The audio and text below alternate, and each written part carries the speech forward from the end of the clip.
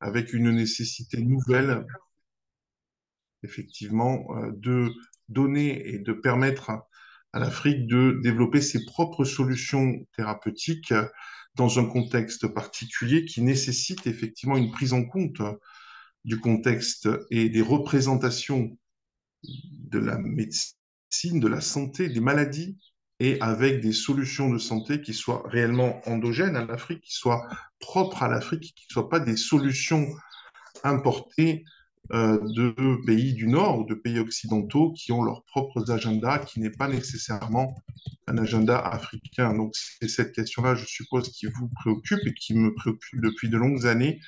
Et donc pour cette raison, je suis ravi d'intervenir aujourd'hui avec vous dans cet âge des pandémies qui, pour ceux d'entre nous qui sont bien informés de ces questions, n'est pas une surprise.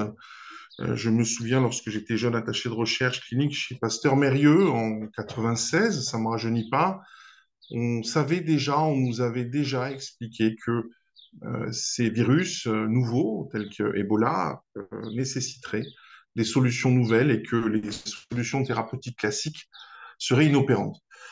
Ebola est passé, Covid est passé, et donc on voit aujourd'hui que cet âge des pandémies est un âge de la globalisation sanitaire et que l'ensemble des continents doivent réfléchir ensemble à ces sujets et pas simplement le Nord pour le Sud ou inversement. Ce sont des questions globales et chaque territoire doit pouvoir développer ses propres études cliniques et donc ses propres solutions thérapeutiques pour faire face à cette globalisation de l'épidémie qu'on appelle la pandémie.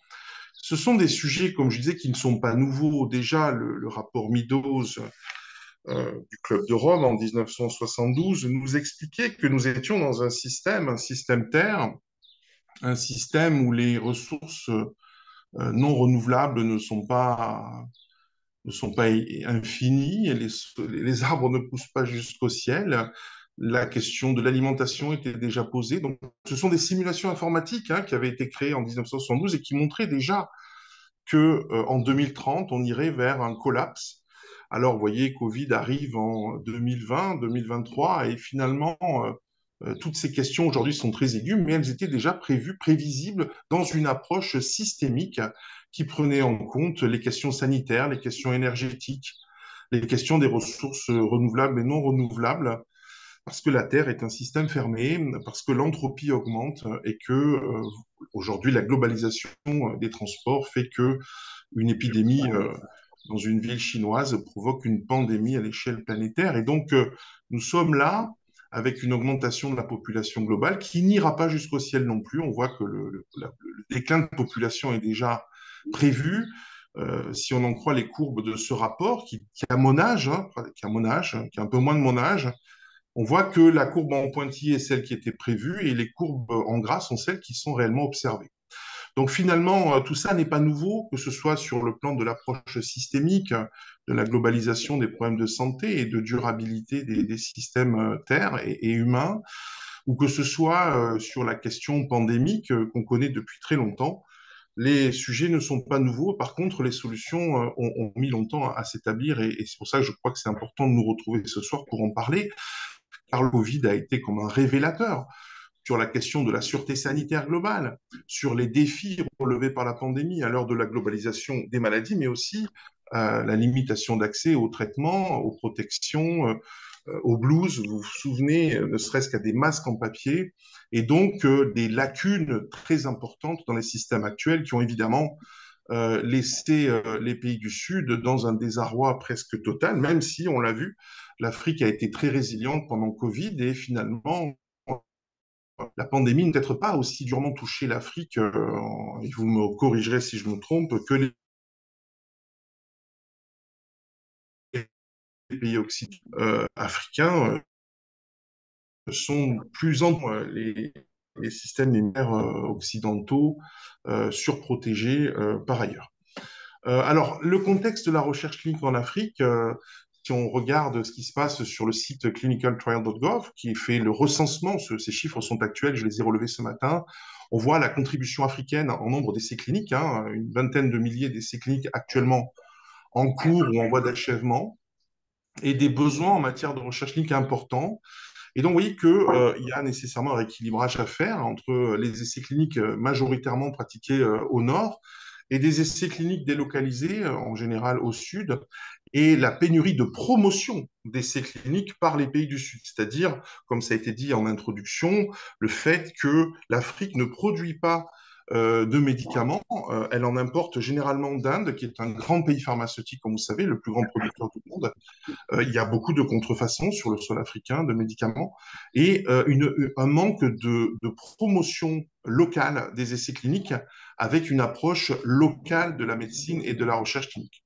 Alors là aussi, c'est pas nouveau. Ce rapport a été rendu public il y a une trentaine d'années. C'était le rapport Kissinger qui a donné naissance à tout un tas de programmes, comme le programme élargi de vaccination de l'OMS en 1974. Finalement, le rapport Nord-Sud sur les questions sanitaires, c'était un rapport de défiance et un rapport de containment, si on peut dire. C'est-à-dire que les États-Unis ne voulaient pas subir des maladies transmissibles venant des pays en développement. Et donc, cela, forcément, a laissé des traces, a laissé des séquelles dans la relation Nord-Sud, dans cette défiance maintenant réciproque. Et donc, je crois qu'on est là ce soir entre nous pour retisser des liens de véritables rapports co-constructifs dans le domaine sanitaire et de la recherche clinique pour sortir de cette histoire, je dirais, post-coloniale et entrer dans une véritable globalisation des questions de santé et de recherche clinique. Donc le défi de la recherche clinique en Afrique, c'est d'abord l'accessibilité aux soins en Afrique, avec des infrastructures de recherche et de soins qui sont limitées. On ne fait pas de la recherche clinique sérieuse si on n'a pas d'infrastructures qui permettent d'accueillir des centres investigateurs avec des outils de mesurage. Les questions éthiques et réglementaires, effectivement, la délocalisation des essais cliniques nord vers sud pose des problèmes éthiques, c'est-à-dire la question des cobayes humains, pour le dire vulgairement, est posée dans ce contexte-là. Donc, il y a un nécessaire rééquilibrage que j'avais montré dans ma présentation de 2018, facilement sur mon blog. Et puis, ça m'a été évidemment indiqué par le docteur Laurent Benisto lorsqu'il m'a demandé de vous parler, la nécessaire formation des opérationnels en recherche clinique en Afrique, pour l'Afrique, et pas simplement des personnels qui viendraient des laboratoires pharmaceutiques américains ou européens pour contrôler de la recherche clinique en Afrique. C'est-à-dire des personnes capables de prendre en compte le contexte du pays, de faire de véritables faisabilités d'un essai clinique avec la situation économique du pays selon certains critères, les possibilités d'application d'une réglementation internationale, l'existence d'une réglementation locale de la recherche clinique dans ces pays. Est-ce que les comités d'éthique sont fonctionnels dans les pays où on va faire de la recherche clinique? Le matériel est-il disponible? En d'autres termes, y a-t-il une adéquation des moyens pour la recherche clinique? Et puis, le recrutement des patients doit être un recrutement rigoureux pour éviter ce phénomène, entre guillemets, encore une fois et vulgairement, des cobayes humains.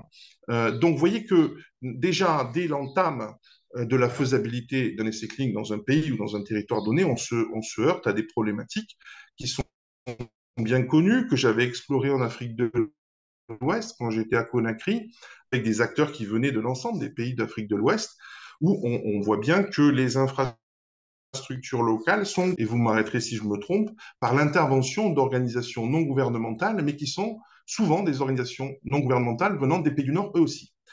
Et je pense à la fondation Bill et Melinda Gates, qui est très active et qui est très bien dotée pour ce qu'elle fait en Afrique, mais qui n'est pas d'origine locale et par conséquent peut être sujette à des conflits d'intérêts. Là aussi, je crois que ça mérite débat. Euh, donc, je poursuis donc avec ce contexte et des opportunités. Il y a évidemment des avantages à faire des essais cliniques en Afrique parce qu'en Afrique, on a des pathologies chroniques et aussi et surtout des pathologies transmissibles. Donc, c'est sur le terrain des maladies transmissibles qu'effectivement, il y a un terrain d'exploration extrêmement important et je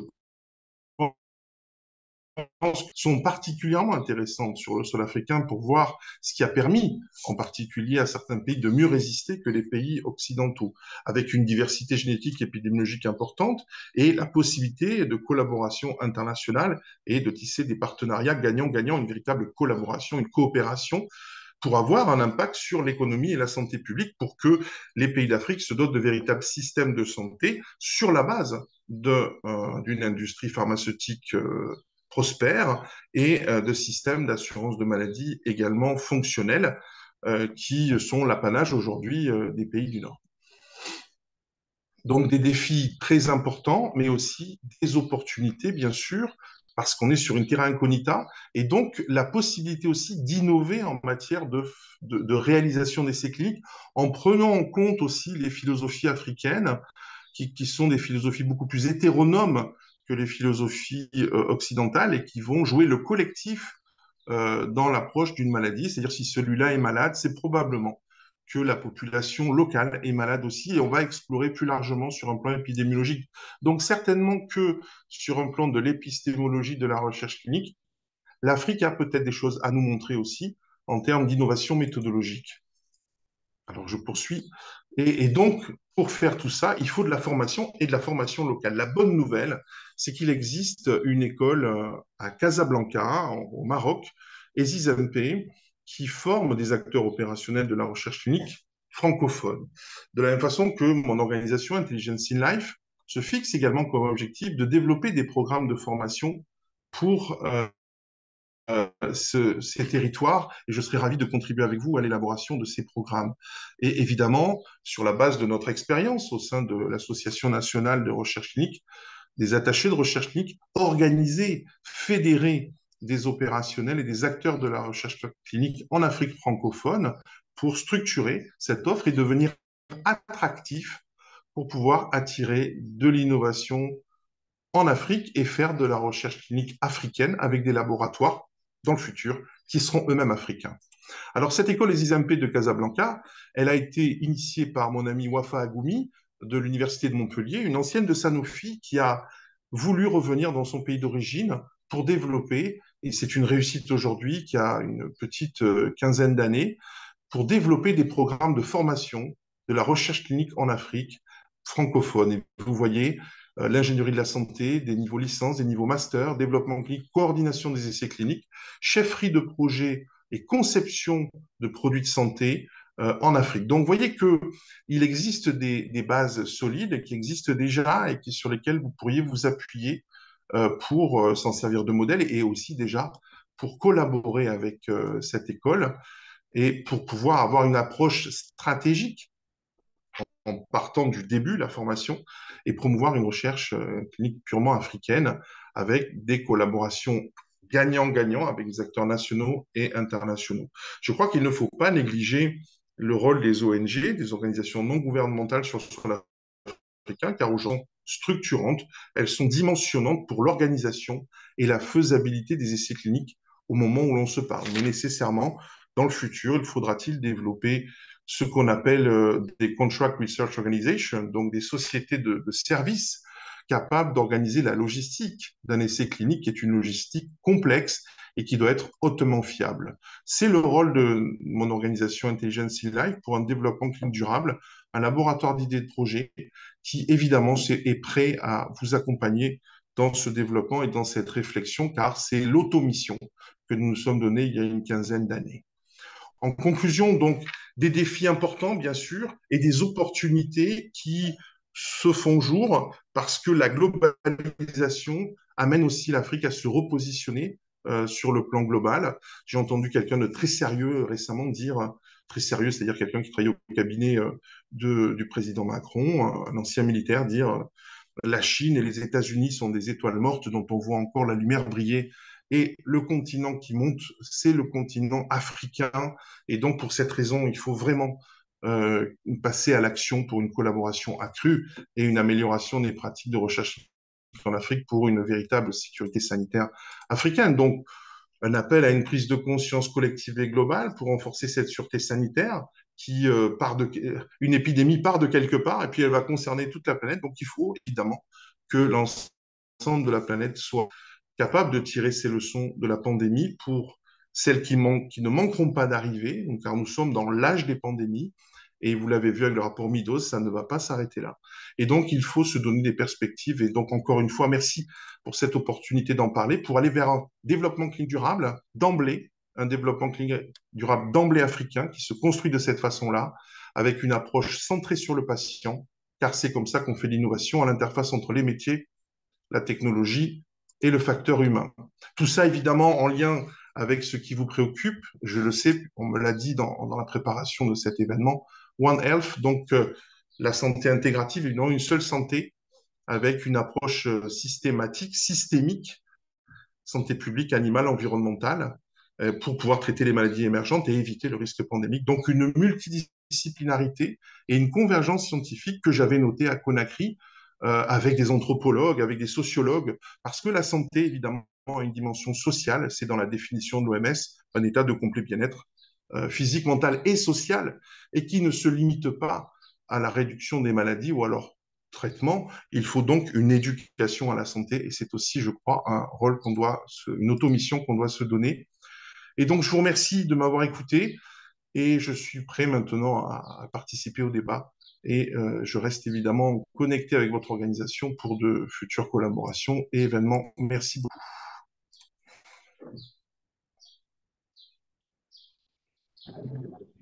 Merci beaucoup, professeur Yannick, et surtout pour cette belle présentation. Nous pensons réellement que l'Afrique aussi n'est pas simplement un problème, mais aussi une solution de le développement clinique. Alors, je vais demander à tous celui qui a une question de les poser à la fin parce qu'on a pratiquement des présentations ensuite. C'est après les présentations qu'on doit rapidement répondre aux questions. Et à présent, je dois inviter Dr. Horace de bien vouloir passer sa présentation. Dr. Horace est médecin. Il est enseignant-chercheur à l'Université libre de Bruxelles et aussi beaucoup plus impliqué dans les essais cliniques liés aux maladies tropicales négligées, notamment l'ulcère de Buruli. Il a conduit plusieurs essais sur l'ulcère de Buruli au Bénin. Dr. Horace, vous pouvez prendre la parole. Merci beaucoup, Dr. Louvané. Un instant, je vais partager ma présentation. Un instant, je suis en train de rechercher. Tac, tac, tac. Alors, est-ce que tout le monde voit mon écran? Vous voyez ma présentation? Bien sûr. Oui, très bien. Alors, très bien. Alors, donc du coup, moi, c'est Horace Dagnoli. Je suis à l'Université libre de Bruxelles. Donc, du coup, ma présentation sera beaucoup plus comme un retour d'expérience. Donc, les essais cliniques en Afrique, des défis ou opportunités. De par mon expérience et mon parcours, j'ai participé, contribué et dirigé des essais cliniques, donc tant sur les maladies infectieuses et actuellement encore sur des pathologies qui touchent beaucoup plus la gynéco. Donc, du coup, je vais commencer par d'abord dire simplement que l'Afrique représente 17% environ de la population mondiale. D'accord? Mais le drame, c'est que il- elle regorge pour près de 25% de la charge mondiale de morbidité. Donc, ça veut dire qu'il y a un gros challenge que nous avons en Afrique. Alors, nous avons, malgré cette grande charge de morbidité, moins de 3% des essais cliniques mondiaux qui ont lieu sur le continent africain. Donc, du coup, je fais suite à ce que le président de l'ANAT a dit tout à l'heure. À la lecture de ce graphe, on voit clairement qu'il y a une augmentation nette du nombre d'essais cliniques réalisés en Afrique globalement d'ici 2025, selon les projections. Mais cela n'en demeure pas moins que c'est quand même très peu comparativement à ce qui se fait dans les autres parties du monde. Donc, la plupart des essais ou la plupart des médicaments qui sont utilisés en situation réelle en Afrique ne sont pas produits en Afrique. Donc, du coup, c'est assez complexant. Et je pense qu'ensemble, on pourra réfléchir, proposer des pistes. Et par rapport au retour d'expérience, on verra bien ce qu'il y a lieu de faire pour la communauté dans les jours, les mois, les années à venir. Je ne vais plus le rappeler, les essais cliniques sont très essentiels pour évaluer l'efficacité de la sécurité des traitements. Et en Afrique, ils présentent quand même des challenges assez particuliers. Donc, alors, de par mon expérience, Et actuellement, je suis encore coordonnateur d'essais cliniques que nous menons à la fois à Paris et à Dakar, d'accord? Donc, pour des raisons de confidentialité, je ne peux pas donner plus de détails par rapport à cela. Mais l'un des gros challenges que nous rencontrons sur le terrain, c'est le défi du financement. Cela voudra dire quoi? La recherche clinique en Afrique nécessite beaucoup de moyens, comme partout ailleurs. Mais il faut, à mon avis, maintenant des partenariats entre le secteur public, privé et l'université. Parce que, pour vous donner un exemple typique, c'est que nous avions voulu lancer un essai clinique, par exemple, où des partenaires internationaux, comme l'avait dit tout à l'heure mon prédécesseur, qui ont leur propre agenda, ils ont donné leur accord de financement. On a tout planifié. Et au fur et à mesure que les dates, les jours s'approchent, ben, ces partenaires nous ont clairement dit qu'ils ne pouvaient plus financer parce qu'ils ont d'autres priorités. Cela voudra dire je ne pense pas qu'on va tourner dos à la communauté internationale en termes de mobilisation de ressources pour faire les essais, d'accord? Mais je pense qu'il faut vraiment aller vers l'autofinancement et le contrôle de son propre agenda et de ses priorités. Parce que, comme on le dit généralement, c'est celui qui donne les sous qui dicte la loi. Donc, l'Afrique, à mon avis, avec mes expériences de terrain, doit se tourner vers un autofinancement donc, pour renforcer le financement local et gouvernemental, si bien sûr nous voulons assurer la durabilité des financements pour réaliser des essais cliniques. Le deuxième défi que nous rencontrons au quotidien dans les différents travaux de recherche clinique que nous coordonnons, c'est que euh, il y a un manque criard de personnel qualifié. Alors, il faut que je précise. Lorsque je parle de manque de personnel qualifié, je ne parle pas de qualification professionnelle sur le plan clinique. J'ai eu la chance et jusqu'à présent, je collabore avec plein de médecins, plein d'infirmiers, plein de professionnels de santé compétents, dévoués dans leur pratique lorsque nous sommes sur le terrain en Afrique, que ce soit à Dakar ou bien dans d'autres pays. Mais le problème, c'est que ces membres ou ces agents qui sont compétents individuellement en matière de pratique clinique sont très peu familiers avec les procédures strictes dans un essai clinique. Donc, du coup, il y a un souci, vraiment, il y a un gros défi pour assurer la qualité et l'intégrité des données collectées dans la mise en œuvre des essais cliniques. Donc là, c'est un gros challenge. Donc, il faut du personnel qualifié. Lorsque nous parlons de la qualification, comme je viens de le dire, ce n'est pas au niveau de la qualification professionnelle clinique, mais le process, la manière de procéder au niveau d'un essai clinique est différent de la manière de faire une consultation ou de poser un acte habituel. Troisième défi que nous avons rencontré, gros challenge également, c'est comment naviguer entre l'éthique et la réglementation. Alors, j'ai eu la chance de coordonner, et jusqu'à présent, de coordonner euh, une étude clinique où l'étude devrait se dérouler donc, dans plusieurs pays. Donc, bienvenue les dégâts, c'est-à-dire quoi? Chaque pays a sa réglementation, chaque pays a sa propre ligne de conduite. Donc, on a été obligé d'adapter le protocole à chaque pays. Et quand on dit adapter le protocole, donc vous imaginez, ça va demander plus de temps, plus de moyens, et cela va rallonger donc la période ou la durée de l'étude. Donc, l'un des challenges qu'on rencontre actuellement, c'est vraiment ce problème où les comités éthiques n'ont pas des règlements standards, d'accord? Comme par exemple dans l'Union européenne ou par exemple aux États-Unis, on sait que si je veux conduire une étude clinique dans tel espace, voici la ligne de conduite. Donc, nous n'avons pas encore ça pour le moment en Afrique. Donc, si vous devez conduire une étude, par exemple, qui inclut la RDC, le Bénin, par exemple, le Burkina et la Côte d'Ivoire, on est obligé de soumettre à chaque fois un protocole remanié en fonction des exigences de ce pays. C'est assez déroutant. Vraiment, c'est assez déroutant. Donc ça, c'est l'un des challenges. Donc, comme je l'ai dit, on a dû adapter notre protocole plusieurs fois pour satisfaire les exigences des comités éthiques. Je pense donc comme solution, c'est qu'il faut réfléchir ensemble avec tous les acteurs, d'accord? Que ce soit les parties prenantes, que ce soit les États, que ce soit les universités, que ce soit les chercheurs, pour quand même essayer de voir comment est-ce qu'on peut essayer un cadre légal, mais unique, qui permet de respecter les normes locales de chaque pays, parce que je suis d'accord, chaque pays est souverain, mais de respecter les normes locales tout en maintenant les standards internationaux. Un autre défi que nous rencontrons, c'est le défi du recrutement et de la rétention des sujets dans une étude clinique, en l'occurrence dans un essai thérapeutique.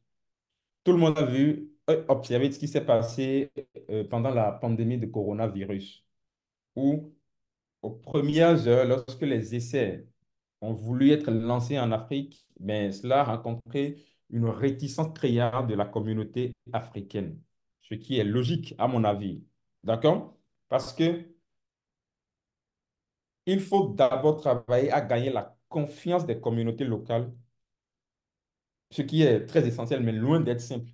Le moment où on prend un produit en Europe, on teste le produit en Europe, au laboratoire ou bien aux États-Unis, et puis paf, on débarque en Afrique pour dire, nous voulons tester, il faut que vous acceptez pour qu'on vous vaccine ou bien pour qu'on fasse l'évaluation de tel produit. Ce moment-là, à notre avis, ce moment-là est en train de passer. Et il faut vraiment travailler en collaboration avec les communautés, ne plus être dans une posture de, un peu comme l'a dit mon prédécesseur, c'est les cobayes, on ira tester chez eux. Non, et vous avez vu ce qui s'est passé avec coronavirus. Donc, gagner la confiance des communautés locales, c'est essentiel, mais très loin d'être simple. Alors, j'ai eu également la chance, lors d'une étude récente sur le VIH, c'est-à-dire la méfiance envers les intentions de la recherche a beaucoup, beaucoup entravé le recrutement. D'accord? Et ce qui nous a permis, ce qui nous a vraiment permis de pouvoir obtenir l'adhérence de ces sujets par la suite, c'est simplement l'organisation des séances d'information communautaire, d'accord, où nous avions essayé de briser la glace en établissant un dialogue basé sur le respect et la transparence. Donc, on a expliqué à la communauté l'objectif de l'étude, comment est-ce que le produit a été évalué au laboratoire dans les conditions bien strictes à l'extérieur et ce que nous comptons évaluer chez eux, le bien fondé et la manière dont on fera la reddition des comptes. Donc, du coup, nous pensons que si nous voulons retenir beaucoup plus ou obtenir beaucoup plus l'adhésion des sujets, ce n'est plus possible aujourd'hui de venir parce que vous n'êtes pas sans savoir, même dans les zones les plus reculées, tous les habitants ont des téléphones Android et ils peuvent aller sur les réseaux sociaux. Donc, si vous prenez un produit que vous venez et sans demander l'aval des gens, sans essayer de discuter, de leur faire comprendre, vous dites, ben, on veut tester, les gens peuvent aller sur les réseaux sociaux et puis, de fil en aiguille, ils peuvent facilement boycotter le produit. Donc, du coup, l'organisation des séances d'information communautaire, d'accord, avec pour objectif d'être très clair, transparent. Il ne faut pas cacher des choses derrière la tête. Non, on explique clairement ce que nous voulons faire pour la communauté. Autre défi que nous avions rencontré, c'est les difficultés logistiques.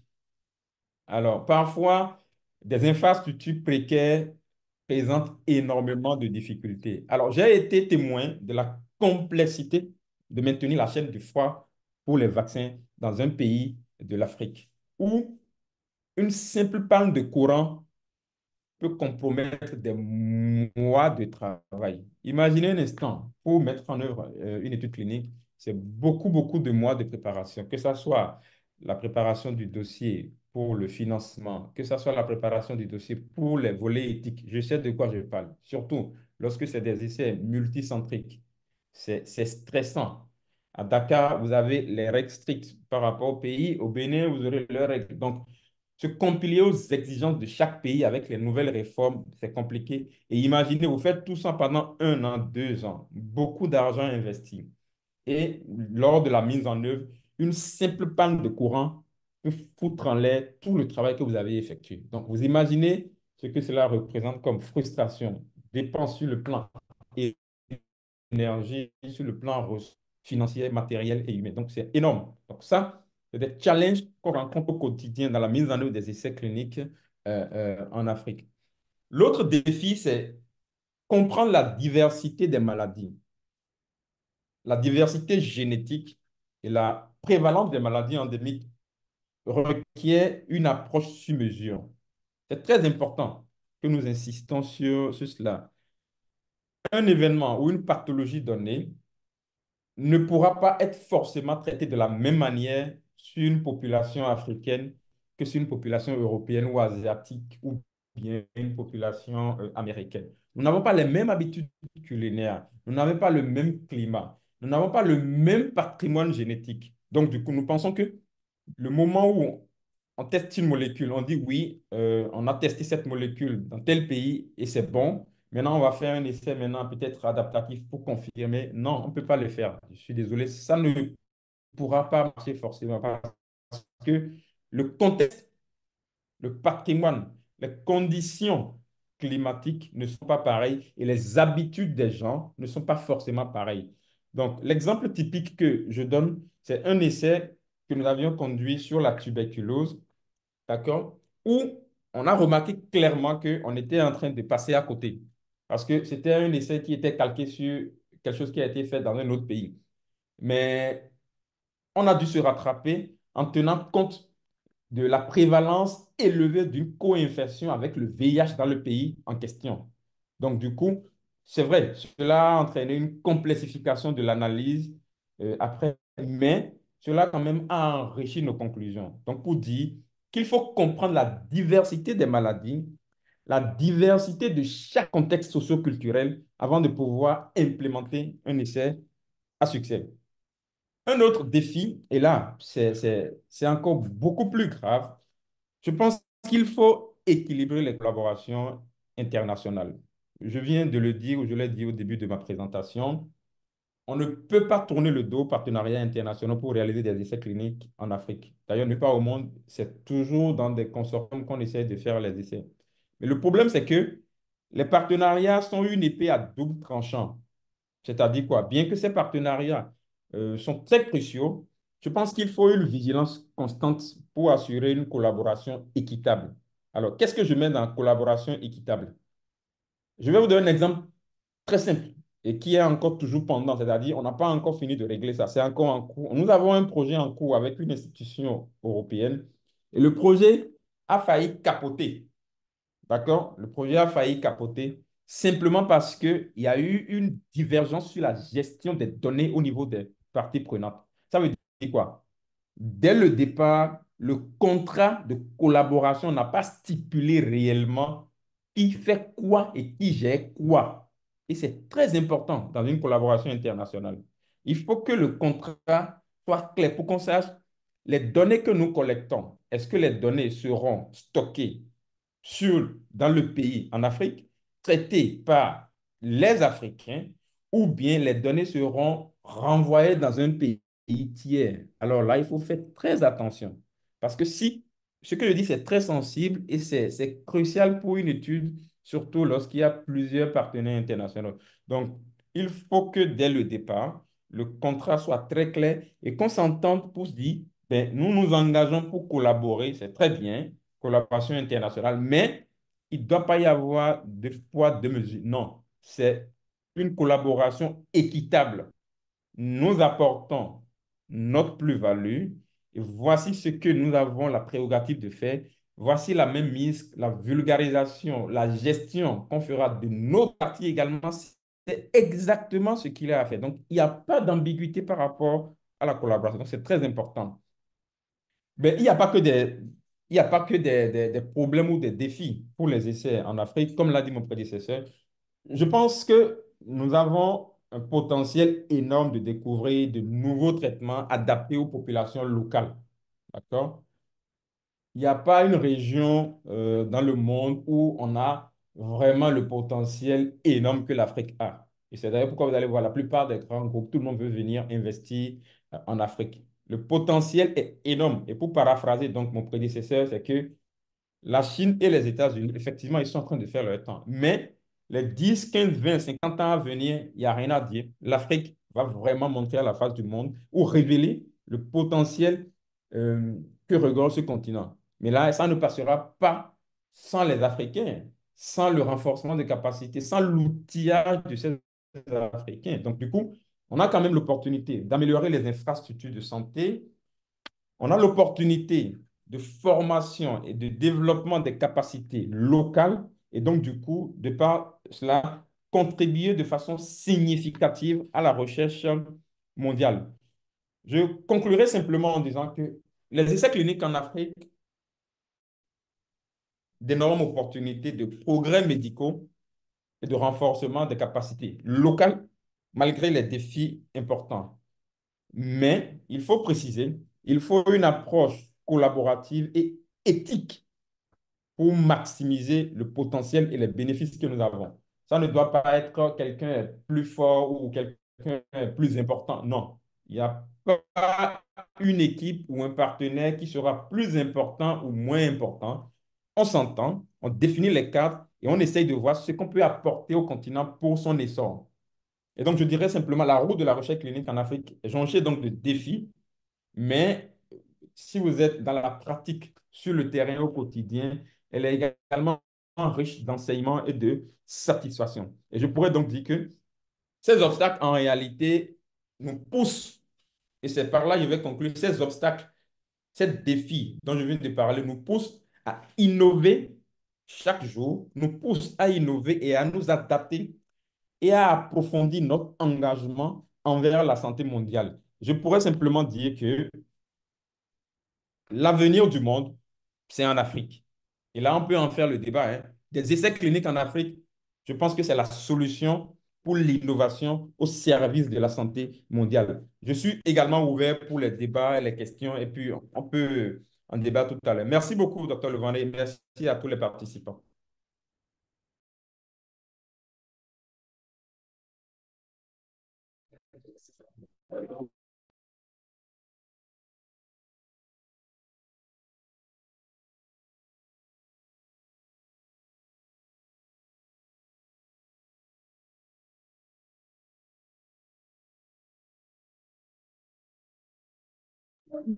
Merci beaucoup, Dr. Ross, pour cette présentation qui est aussi importante sur les défis liés aux essais cliniques en Afrique. Il n'y a pas que des défis, nous avons aussi des opportunités à présenter parce que l'Afrique est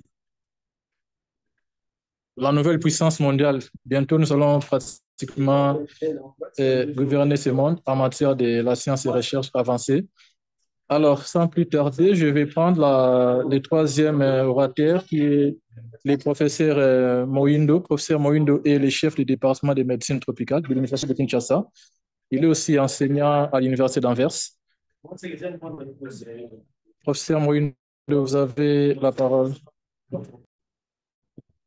Oui, merci, cher docteur Louvande, pour cette opportunité tu m'accordes de pouvoir échanger par rapport au domaine des essais cliniques. Je voudrais d'abord féliciter mes deux prédécesseurs qui ont euh, abordé des aspects très intéressants.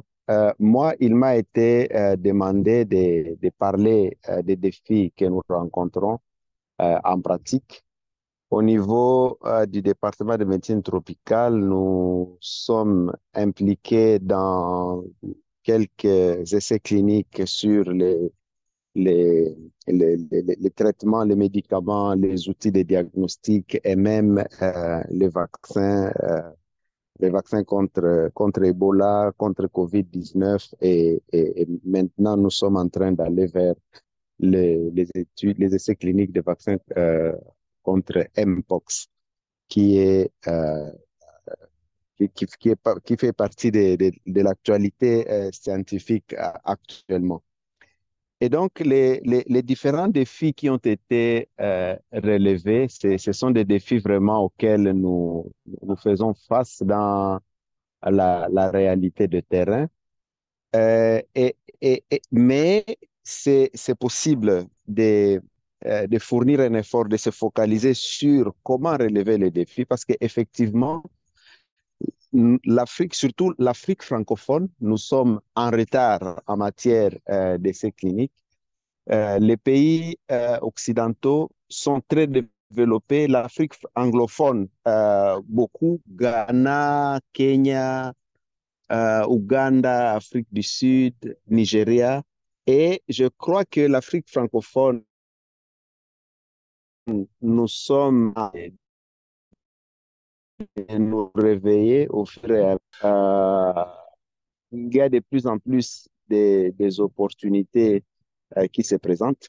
Et au départ, je crois qu'il y avait un souci de perception des essais cliniques, alors que les essais cliniques, effectivement, représentent une opportunité de développement scientifique, une opportunité de faire participer les communautés aux, aux solutions qui sont envisagées par rapport au traitement des différentes maladies, parce que ce n'est pas logique d'importer les traitements, donc de faire les essais cliniques là où il n'y a pas de maladie et puis importer les traitements avec les données qui sont déjà établies, surtout que il y a des réalités locales qui sont susceptibles de contribuer à l'efficacité ou même à l'acceptabilité de certains traitements, de certains outils de prévention.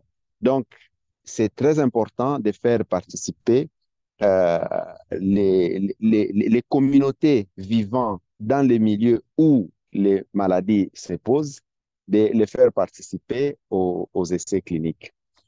Je vais appuyer des exemples, quelques exemples donnés par mes prédécesseurs où nous avons les défis en Afrique. Il n'y a pas une standardisation des approches au niveau des comités d'éthique, au niveau des autorités de régulation. Nous sommes impliqués dans une étude qui est conduite en RDC et dans un autre pays africain. Dans la logique de nous chercheurs, l'équipe de recherche, c'était nous menons une étude observationnelle et les protocoles avaient été approuvés en RDC en tant que tel, mais de l'avis du comité d'éthique de l'autre pays impliqué, pour eux, ce n'était pas une étude observationnelle, c'était un essai clinique. Alors, ça nous a pris du temps, des ping-pong pour clarifier et tout ça, pour que beaucoup de mois après, dans ce pays-là, les comités d'éthique acceptent ou comprennent qu'il s'agit bien d'une étude observationnelle et non d'un essai clinique en tant que tel. Donc, ça, c'est un, c'est un souci. Et aussi, dans un autre protocole, euh, il était question d'une étude multicentrique. Donc, il était question, par exemple, de prélever la température lors du suivi après administration du produit de l'étude. On devait suivre la température des participants et les concepteurs avaient prévu de prélever la température buccale. Alors, dans le comité de coordination de l'étude, je leur avais dit, au Congo, par exemple, la température buccale chez les adultes, c'est une pratique qui n'est pas courante.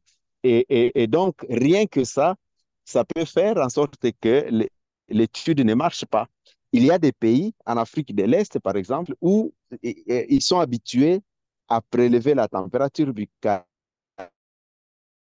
Et donc, ce sont des choses sur lesquelles euh, ce sont des choses qu'il faut clarifier dès le départ pour éviter une sorte de méli-mélo ou d'avoir des données qui ne sont pas, qui ne peuvent pas être mises ensemble si, par exemple, la température n'a pas été standardisée, ou bien les unités de mesure au niveau des appareils, des biochimies, des appareils d'hématologie. Chaque pays a son système, ses unités de mesure habituelles, et donc s'il faut corriger tout ça, ça peut prêter des confusions. Et l'autre cas, c'est maintenant quand il faut implémenter un essai clinique. dans des milieux très reculés, là, il y a un problème. Il y a des problèmes. Premier problème, c'est que euh, nous souffrons d'un système sanitaire qui a des faiblesses. Par exemple, dans le principe, dans un essai clinique sur un traitement contre le paludisme, on a dans le protocole des critères d'inclusion et des critères d'exclusion. Et souvent, il est dit que voilà, un patient qui n'est pas éligible, on le réfère au circuit normal. Et le problème, c'est que dans ces circuits normaux-là, parfois, il n'y a pas en anglais, on appelle ça standard of care. Et donc, vous, en tant que chercheur, vous pouvez vous retrouver en train de prendre en charge des aspects qui ne sont pas dans les budgets. Et ça nous est arrivé avec des collègues dans des milieux reculés où vous voyez par exemple un enfant qui a une anémie sévère, qui ne peut pas être enrôlé dans l'étude. Et puis on dit, voilà, il faut aller à l'hôpital pour la transfusion. Mais arriver à l'hôpital, il faut de l'argent. Euh, et si les parents n'ont rien à donner, l'enfant peut comme ça perdre la vie. Alors, on se retrouve dans des défis comme ça. Ou bien, ou bien ça, nous avons observé récemment, nous avons clôturé un essai clinique sur le vaccin contre Ebola. Là, c'était à Boende. L'étude avait commencé en décembre 2019 et chaque participant devait être suivi pendant 30 mois. Donc, dans le cadre de l'étude, les participants avaient droit à un accès aux soins pour les effets indésirables, et ainsi de suite. Mais c'est dit dans le consentement éclairé, par exemple, que l'étude durera 30 mois. Et il y a 2 mois, non, oui, il y a 2 mois, nous étions là pour donner le feedback. Nous avons organisé un atelier de dissémination des résultats pour donner un feedback aux participants. Mais il y en a qui posaient des problèmes de santé 5 ans après, ou disons, près de 2 ans après la fin de leur suivi dans l'étude, mais ils ont toujours des attentes. Et maintenant, pour leur expliquer que, voilà, l'étude est déjà finie, nous n'avons plus de budget et tout ça, c'est des choses qui ne sont pas très faciles pour la communauté de comprendre.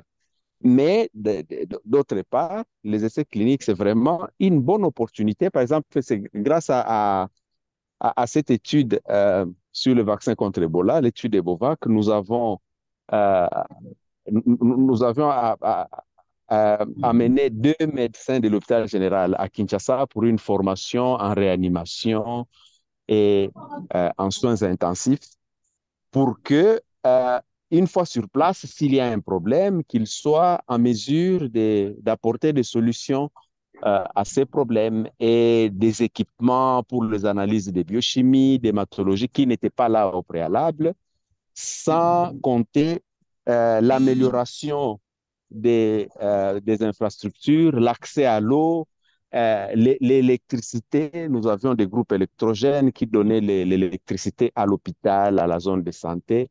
Et, et, et donc, la communauté pouvait bien bénéficier de tout ce de tout ce qui est autour d'un essai clinique.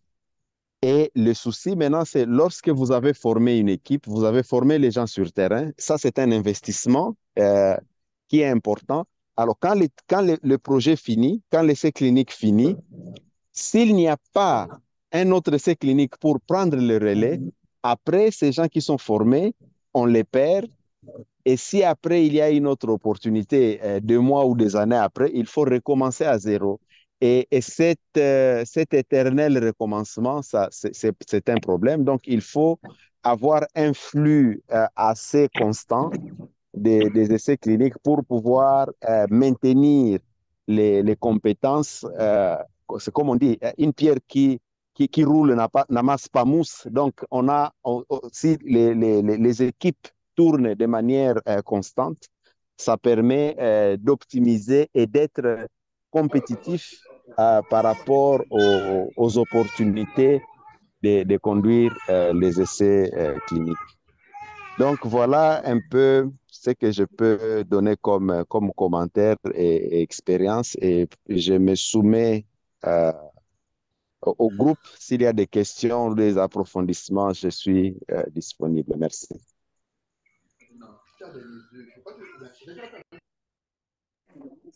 Merci beaucoup, professeur Hippolyte, pour votre commentaire aussi important.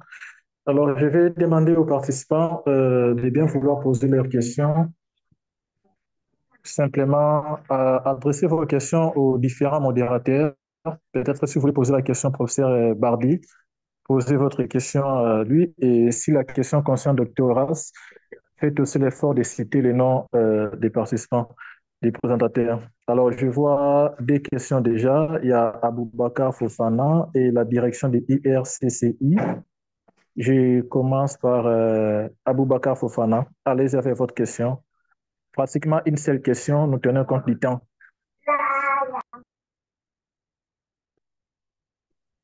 Allô, bonsoir tout le monde. Moi, c'est Dr Fofana Aboubakar. Je suis médecin de santé publique en Guinée. Alors, merci pour les efforts déployés déjà par rapport à ce webinaire qui donne vraiment beaucoup plus d'informations en termes d'essais cliniques. Cependant, j'ai quelques éléments sur lesquels je vais m'appuyer. Et en premier lieu, je veux comprendre... Allô? Allô? Allô? Allez-y. Est-ce que vous m'entendez? Oui, oui, oui, oui. Ok, c'est par rapport un peu... Ok, c'est par rapport à l'essai clinique de façon globale. Je pense que c'est une activité qui a été décrite par les uns et les autres où il y a beaucoup plus d'insuffisance. Alors, par rapport à la collaboration entre l'Afrique et les autres continents dans le cadre de l'essai clinique, je ne sais pas, est-ce que vous pouvez me donner une précision par rapport au niveau d'avancement? Parce qu'on a parlé des collaborations, mais je ne sais pas en termes d'évaluation, parce que moi, je suis un épidémiologiste, je veux comprendre en termes de proportion. Est-ce que cet accompagnement ou cette collaboration a bénéficié d'une évaluation pour comprendre nous sommes à quel niveau par rapport à ces questions d'essais cliniques de façon globale. Deuxième, c'est par rapport à une doléance, par rapport aux différentes présentations, si on peut mettre à disposition ces présentations qui nous pourront être utiles en termes de compréhension, de perception par rapport aux essais cliniques. Merci. Merci beaucoup, Pascal. La présentation sera partagée en format vidéo. Et aussi, j'aimerais comprendre la question que vous avez posée. La question est adressée à qui, s'il vous plaît? Ma question est adressée à Dr Yannick, le premier présentateur qui a développé et vraiment insisté sur ces aspects. Merci. Merci beaucoup. Et le professeur Yannick, vous pouvez prendre la parole pour répondre à la question.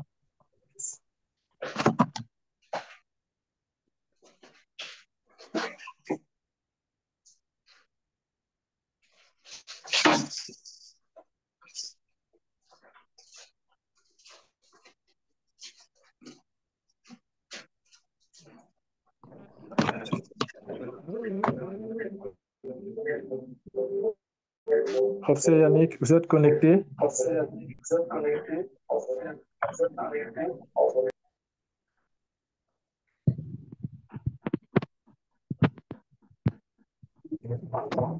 Alors, s'il n'est pas là, je prends la deuxième question de direction IRCCI. Mais Aboubakar, on va répondre à votre question, ne vous inquiétez pas. Direction IRCCI, posez votre question. Oui, Non, bonsoir, excusez-moi. docteur, Est-ce- je vais apporter quelques éléments avant que s'il revenait, il va répondre. Alors, pour parler de la collaboration à M. Aboubakar, en réalité, on ne saurait donner des chiffres pour dire c'est tel pourcent. Non, il n'y a pas un organisme qui essaye d'évaluer ça. Mais ce que je peux dire, c'est que la manière dont la collaboration se déroulait, qui est en train d'être changée depuis quelques années. Avant, il y a 10, 15, 20 ans en arrière, on testait des produits ici en Europe, d'accord? Et dès qu'on a envie, on débarque dans un village, on donne, je sais de quoi je parle parce que je suis dedans, d'accord? On donne de l'argent au principal investigateur, par exemple, je ne vais pas nommer de pays, on donne de l'argent au principal investigateur, d'accord? Et ensuite, lui, il se débrouille sur le terrain, puis il conduit son travail. Et on a eu plusieurs publi-reportages qui ont révélé des choses accablante plus tard. Donc, le moment où les essais cliniques ou les collaborations dans le cadre de la mise en œuvre des essais cliniques, c'était comme si il y a des gens qui étaient quelque part ici en Europe et qui disaient ou qui, au bon vouloir, faisaient ce qu'ils voulaient des communautés. J'ai des exemples où on a donné des médicaments, des traitements à des villageois sans pour autant leur expliquer en réalité le bien fondé. Il y a des cas où les gens ne savent même pas qu'on est en train de les enrôler pour un essai clinique, d'accord? Il n'y a rien de tel qui se passe maintenant. C'est ce que moi je peux dire. Donc, la collaboration actuellement, depuis quelques années, il y a un changement de paradigme où on est en train de mettre en place un cadre où on sait que quand on vient pour mener des essais cliniques en Afrique, on doit suivre les mêmes standards comme si on veut faire une étude clinique, par exemple, en France, en Belgique, aux États-Unis. Donc, c'est un peu ce que je peux dire. Mais pas en termes de pourcentage. Il y a pas un organisme qui dit oui, on est à 20%, 10%. Non, ce n'est pas ça important. Le plus important, c'est est-ce qu'il y a réellement collaboration équitable? Et c'est ce que j'ai dit. Il faut une collaboration équitable où on sait exactement ce que chaque partie apporte et on sait exactement ce qu'on apporte à la communauté. On ne va pas prendre la communauté comme une cobaye, quoi. Donc, c'est ce que je peux dire en attendant que si Yannick est là, il peut compléter. Peut-être si le chef du département de médecine tropicale aussi veut compléter, il peut compléter. Merci, Dr. Levani. Merci beaucoup. Est-ce que Yannick, vous êtes là, Yannick? Oui, je suis là. J'ai bien entendu. La question de... J'ai été interpellé par la question de la mauvaise conduite ou la question de la fraude, car évidemment, la question de la contrôlabilité des essais cliniques est une question centrale, ce qu'on appelle le monitoring des essais cliniques. Donc, on l'a vu tout à l'heure, s'il n'y a pas d'acteurs du monitoring, c'est-à-dire des personnels capables de mettre en œuvre un essai clinique dans les centres investigateurs et de contrôler l'exécution de ce protocole et de valider les données, comme ça a été dit précédemment, alors effectivement, on a une porte ouverte vers la mauvaise conduite d'essai, qui n'est pas forcément intentionnelle, qui est peut-être simplement une dérive par manque de ressources, mais on peut aller aussi vers des cas de fraude avec des détournements de fonds, etc., ce qu'on connaît aussi en Europe et aux États-Unis, mais évidemment, la nature a horreur du vide. Donc, là encore, sur cette question qui m'a interpellé, la nécessité de former des acteurs locaux assermentés qui jouent le rôle, entre guillemets, de police de la recherche clinique me paraît essentiel.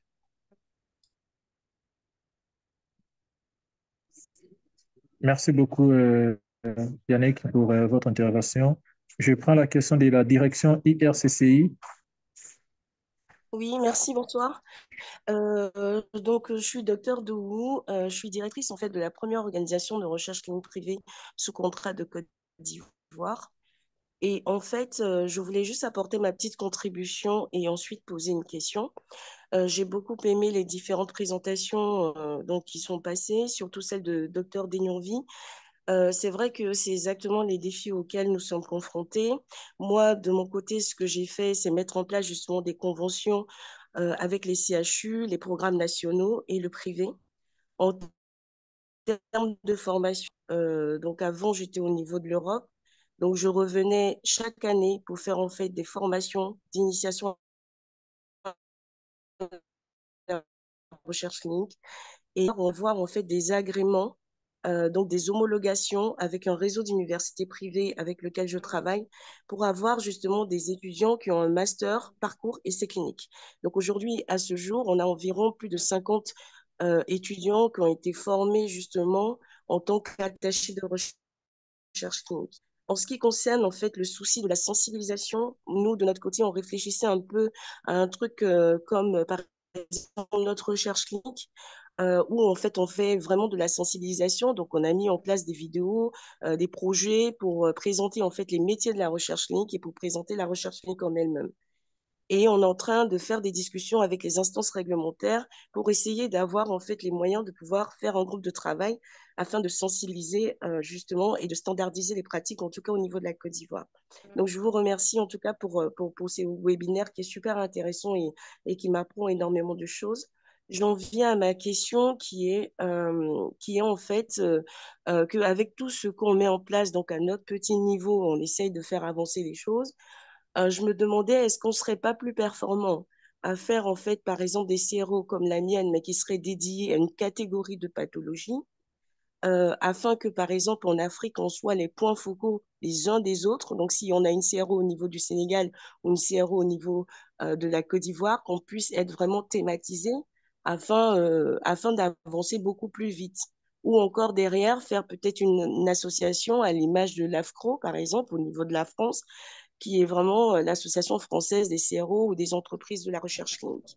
Donc, voilà ma question. Merci beaucoup. Et ma question, du coup, elle est posée et à Dr Bardi et à Dr Denionville. Merci. Oui, si je peux prendre la parole, en effet, vous avez évoqué l'AFCRO, Association française des CRO, Contract Research Organization, qui est également elle-même membre de l'ECROF, qui est l'organisation européenne, et notre association d'attachés de recherche clinique, évidemment, agit en partenariat avec l'AFCRO. C'est évidemment un tissu très important, une fédération des organisations, des entreprises qui sont à même de gérer les essais cliniques sur le terrain. Donc effectivement, vous avez raison, il y a nécessité de former et de structurer l'offre de services de recherche clinique au travers d'une fédération ou d'une confédération panafricaine, pourquoi pas, de recherche clinique, ce qui permet de monter en compétences très rapidement. Voilà, j'en ai terminé. Merci beaucoup, direction URCCI, c'est bien ça, hein? Donc, je vais aborder dans le même sens que Dr. Barbier. En fait, ce n'est que la vision que nous essayons de prôner et je pense que avec tous les panélistes, que ce soit le prof Hippolyte, Bardi et Louvandé, on va réellement y penser. Parce que c'est pour moi, à mon humble avis, la seule porte de sortie. C'est-à-dire une grande organisation autonome en Afrique où on essaye d'uniformiser les pratiques, les méthodes, parce qu'ensemble, on est toujours plus fort. Et quand on est ensemble et on essaie de standardiser, ben, les autres n'ont d'autre choix que de nous écouter. Donc, imaginez un instant, on a une grande organisation indépendante, hein, je précise, je sais de quoi je parle, indépendante, mais qui regorge en son sein des experts compétents, reconnus sur le plan international. Donc, on sera très sélectif. N'importe qui ne peut pas y rentrer, d'accord? Où on fait un travail de qualité. D'abord, à commencer par une discussion, des pourparlers approfondis avec tous les acteurs. On ne peut pas tout embrasser, comme vous l'aviez dit. On peut commencer par certains pays, et c'est très simple, hein. Pour identifier ces pays, on regarde la plupart des pays dans lesquels on a plus d'essais cliniques, c'est tout. Il y a même pas d'ambiguïté à ce niveau. Donc, on fait juste, on sort les stats et on voit sur les 54 pays en Afrique, quels sont les pays où on a plus d'essais. Ben, on peut se focaliser d'abord sur la partie francophone, d'accord? Et on essaye de discuter, de voir qu'est-ce qu'on peut mettre en place comme mécanisme, procédure, pour quand même rendre les choses beaucoup plus uniformes. Et là, on pourra se faire entendre. Merci beaucoup. Merci beaucoup. Je vais prendre des questions en ligne pour professeur Oui, Hippolyte. oui, docteur Louvande, je m'excuse, j'aimerais donner une contribution par rapport à ce qui venait d'être dit. En fait, actuellement, ça va, c'est un souhait d'accroître je dirais, la force de l'Afrique dans le domaine de ces cliniques. Et ça fait partie des combats que Africa CDC est en train de mener pour le moment. pour qu'il puisse y avoir des pôles d'excellence au niveau de l'Afrique. Et actuellement, d'ailleurs, il y a un appel à projet des CEPI. CEPI, c'est Coalition for Epidemics Preparedness Innovations. Alors, il y a un appel à projet pour constituer des groupes de recherche qui pourraient être en mesure de participer aux essais cliniques dans leur phase préliminaire. Merci.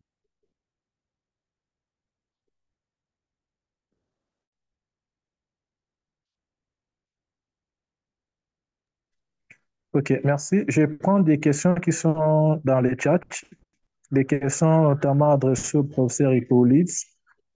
Il y a Paul Kitenge qui pose la question de savoir si les équipes d'anthropologues qui, en principe, interviennent avant le début d'un essai clinique continuent-elles jusqu'à la fin pour essayer de faire comprendre la fin de l'essai et les retombées de l'essai de la recherche. Ça, c'est la première question adressée au professeur Hippolyte.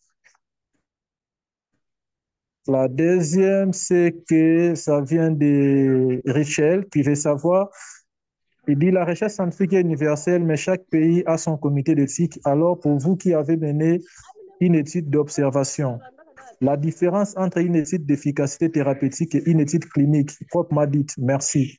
Je crois qu'il veut savoir la différence entre une étude d'efficacité thérapeutique et une étude clinique proprement dite. Ce sont des questions adressées au professeur Moindo. Professeur Moindo, Oui, on vous merci retient pour ces encore questions. pour répondre à cette question. Oui, oui, merci. En fait, la collaboration avec les socio-anthropologues est très, très, très importante parce qu'en effet, et nous, nous avons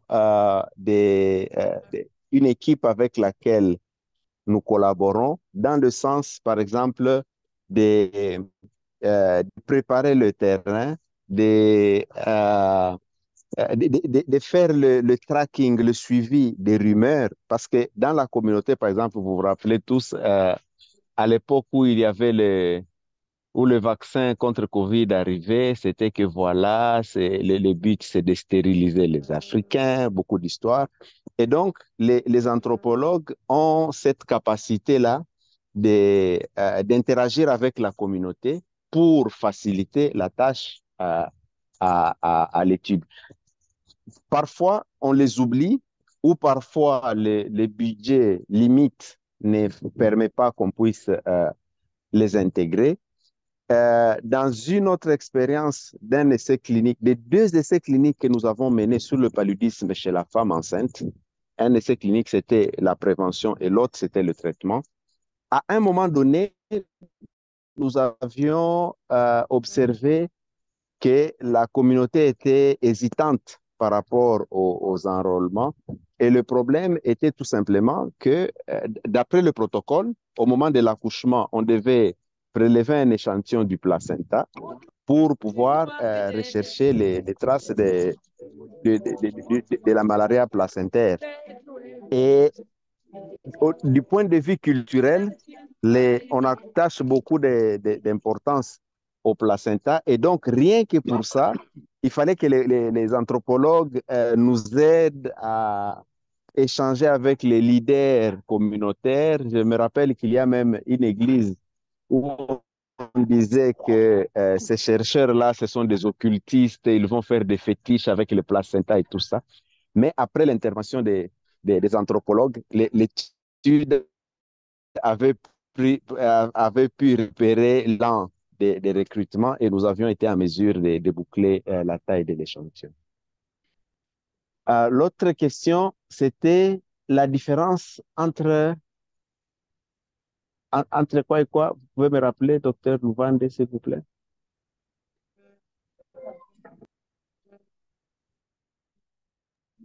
C'était Si la je peux différence entre une intervenir, recherche clinique et la différence entre une étude clinique proprement dite. moi je veux bien intervenir là-dessus. Mais il y a une différence Oui, oui, allez-y, fondamentale. professeur. Oui. Merci. Très rapidement, il y a une différence fondamentale entre ce que l'on appelle une étude clinique et un essai clinique interventionnel. L'essai clinique interventionnel, va impliquer un patient, un sujet sain ou malade, ou un patient, pour faire fonctionner le protocole. Donc, on aura une action directe sur son corps, sur ses tissus, un examen clinique, etc. L'étude clinique, elle, s'intéresse principalement aux données de la recherche clinique et donc n'est pas nécessairement interventionnelle sur le patient ou le sujet. On peut évidemment avoir une hybridation entre les deux façons de procéder ces investigations cliniques, des investigations cliniques interventionnelles avec des comparateurs de cohortes de témoins historiques qui sont des données. On peut aussi revenir sur des banques de tissus avec des changements de finalité de protocole. On peut réétudier des banques de tissus ou de prélèvements biologiques à distance pour faire des études cliniques complémentaires. Voilà ce que je voulais vous proposer comme... Oui, docteur Louvain, je vais compléter également par rapport à... Je fais Allez-y, bien allez-y. je fais bien les observations et les réponses de Barbie, mais je vais quand même compléter quelques éléments pour dire au docteur Alice qu'il n'y a même pas possibilité d'ambiguïté, quoi. C'est deux choses différentes et complémentaires. C'est-à-dire quoi? Lorsqu'on parle d'études cliniques, il faut savoir que c'est simplement un terme générique, d'accord? Un terme générique qui couvre toutes les recherches, d'accord, sur l'être humain, et incluant que ce soit les aspects de sécurité, dosage, efficacité, intervention ou pas, d'accord? Par contre, lorsqu'on parle d'études d'efficacité thérapeutique, et là, comme l'a dit Barbier, c'est précis, c'est un sous-ensemble spécifique d'études cliniques qui est focalisé uniquement sur l'efficacité du traitement dans des conditions idéales. Donc, les deux types d'études sont essentiels dans le développement de nouveaux traitements, si vous voulez, d'accord, garantissant non seulement leur efficacité, mais la sécurité et l'applicabilité dans la pratique médicale. Mais c'est différent, donc c'est ce que je peux compléter. Pour répondre aussi à la question des socio-anthropos, j'aborde dans le même sens que ce que le professeur Hippolyte a dit, mais c'est tellement crucial. Nous, on est en train de faire une étude clinique à Dakar et au Bénin sur une sonde, d'accord, une nouvelle sonde. Je tire le nom d'abord parce que c'est encore une nouvelle sonde échographique, mais la première étape, c'est une étude d'acceptation. On est en train de faire d'abord parce que de vous à moi, dites-moi, si votre épouse revient à la maison pour vous dire que, ben, ah, tu sais, ben, je suis allé à l'hôpital aujourd'hui, le gynéco ou bien la sage-femme m'a dit qu'il y a un nouveau appareil maintenant qui a la taille d'un téléphone et qu'on va me poser ça sur mon ventre pour voir les choses. Je suis sûr que malgré que nous sommes tous des spécialistes, on va dire, ben, c'est quoi cet appareil? Donc, on aura forcément cette espèce de réticence. C'est normal, c'est humain.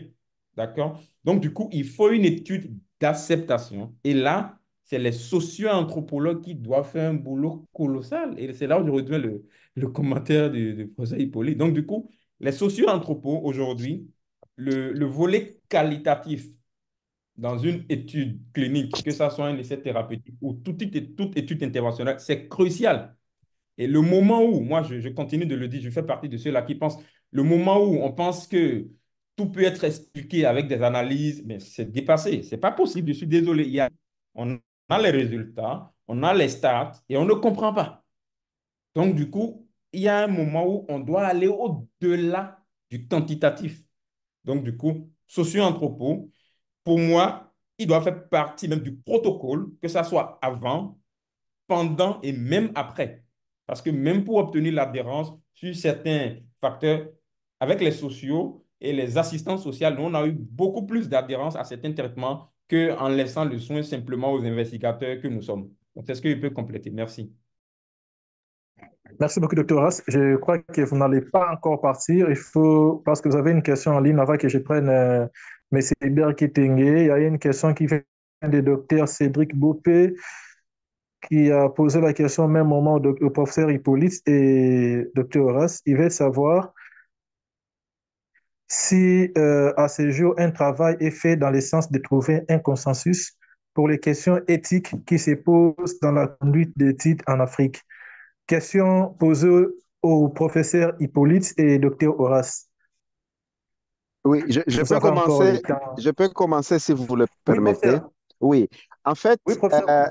les essais cliniques sont régis par un code qu'on appelle les bonnes pratiques cliniques, le Good Clinical Practices, le GCP en anglais.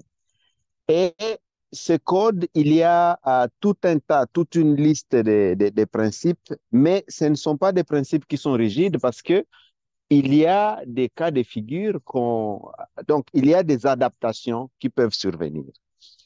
Et nous avons, il y a quelques années, publié un article sur les défis rencontrés lors d'un essai clinique en Afrique. Je peux donner quelques exemples. Vous voyez, par exemple, on dit, dans un essai clinique impliquant les enfants ou les mineurs, le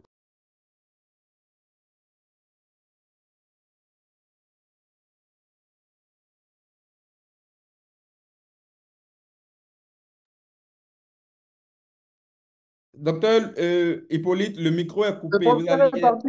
Oui, Oh, c'est bon. sorry, oui, Oui.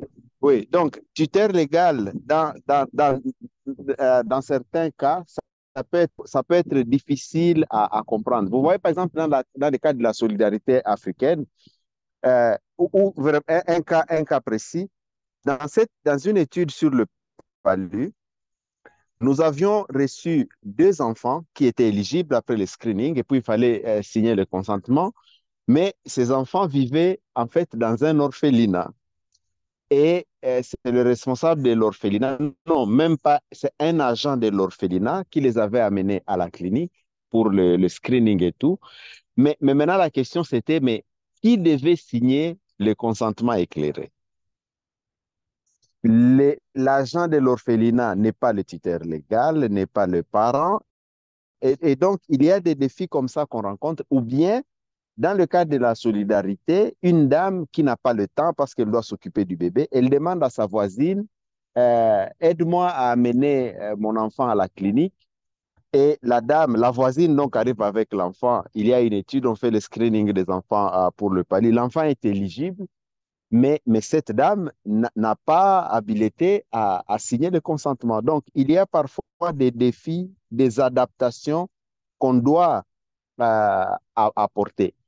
Dans des études que nous conduisons, des essais cliniques chez la femme enceinte, une femme, normalement, un adulte doit pouvoir donner son consentement d'adhérer à l'étude ou pas. L'avis du conjoint peut être pris en compte, mais dans certaines communautés africaines, ne se limite pas que à la dame, à la participante et à son conjoint. Belle famille, il faut l'avis de la belle-mère, l'avis du beau, des belles-sœurs, des beaux-frères. Et ça, ce sont des choses qui ne sont pas prévues dans le GCP en tant que tel. Donc, il y a des adaptations comme ça. Et c'est toujours bien, au cours d'une étude, de rassembler ces genres de cas, les publier pour partager ces expériences avec la communauté scientifique. Je suis totalement d'avis avec ce que le prof Hippolyte vient de dire. C'est très important de rappeler qu'on a quand même des lignes directives. On ne fait pas les essais cliniques comme ça. Non, c'est pas ça. On dit il y a vraiment les GCP, Good Clinical Practice, d'accord? Docteur Luvane va revenir sur ça certainement d'ici la fin. Mais ce que moi je veux compléter, c'est que je vais vous donner un exemple très simple. On a réalisé une étude où il y avait quatre pays qui étaient impliqués, le Togo, le Bénin, le Ghana et la Côte d'Ivoire. Alors, dans le protocole, c'est dit on ne doit inclure que des femmes, par exemple, qui sont des femmes au moins adolescentes, d'accord? Alors, le problème, c'est quoi? Le thème adolescent au Bénin, il y a un âge donné. Et ça, c'est dans la Constitution. Vous comprenez un peu? Le thème adolescent au Togo, il y a un âge donné. Le thème adolescent en Côte d'Ivoire, donc le problème qu'on avait eu, c'est que on devait harmoniser le protocole. Mais le problème, c'est qu'il y a un pays pour lequel c'est 15 ans, il y a un autre pays pour lequel c'est 16 ans, il y a un autre pour lequel c'est 17 ans.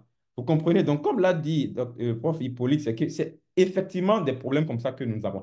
La solution, c'est ce que nous faisons déjà. Et ça part également du fait que dès qu'on rencontre des challenges comme ça lors des essais multicentriques, c'est bien d'abord de faire remonter les informations et de publier les données, les informations sur les divergences, comme l'a fait l'équipe du prof, comme il vient de le dire, pour dire, en Afrique, voici le challenge qu'on a. C'est en publiant, en faisant ce que nous faisons lors des séminaires, des webinaires, des congrès internationaux, que des plaidoyers seront faits et on pourra réfléchir pour dire, OK, dans quel cadre maintenant on peut essayer d'harmoniser ce qu'on peut encore dans chaque pays.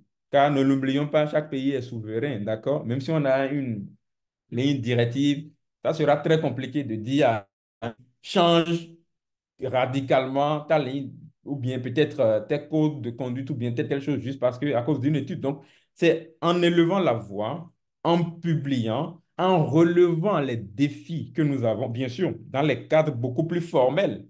On a des creusets pour le faire, d'accord, les congrès internationaux, pour faire des plaidoyers dans des comités. Le travail que CDC Afrique fait, c'est un travail formidable. Donc, il faut que des initiatives du genre soient prises pour qu'on puisse quand même essayer de faire bouger les lignes. Donc, c'est ce que je peux compléter. Merci beaucoup.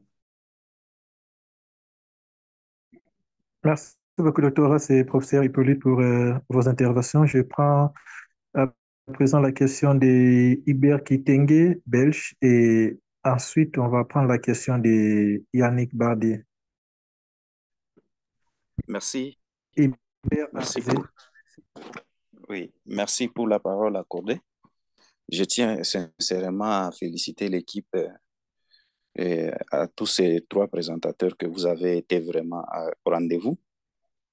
Et ma première contribution avant d'arriver à la question, c'est par rapport au deuxième intervenant, sur les difficultés rencontrées par rapport à la gestion de la chaîne de froid. Et avec l'expérience que personnellement j'ai par rapport à la gestion de la chaîne de froid dans le monde humanitaire, on a été aussi bité à des difficultés du genre jusqu'au point où nous sommes arrivés à développer la gestion de la chaîne de froid avec les systèmes photovoltaïques pour éviter les histoires de carburant ou des groupes électrogènes et tout ce qui pouvait y arriver, et surtout que c'était dans des zones rurales et dans des urgences. Donc, pour les gens des difficultés, il faut conseiller l'intervenant ou les bailleurs des fonds qu'il faut songer à l'utilisation de la gestion de la chaîne de froid avec les systèmes photovoltaïques.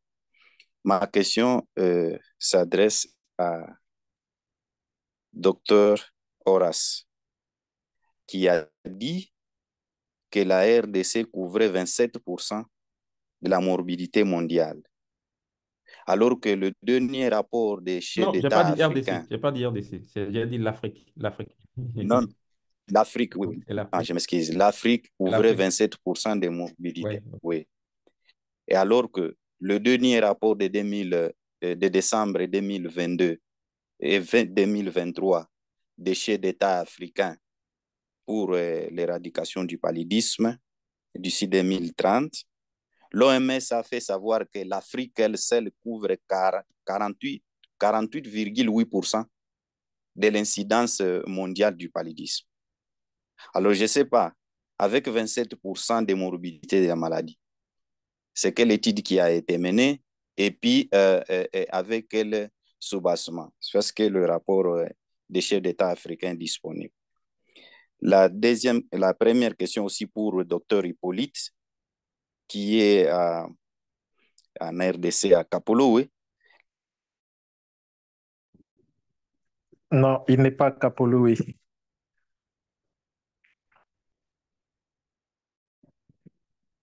Mais en fait, il y a une, oui, il y a une étude que j'ai conduite à Kapolo, oui. Vous pouvez continuer. La prise en charge de malade. D'accord, merci.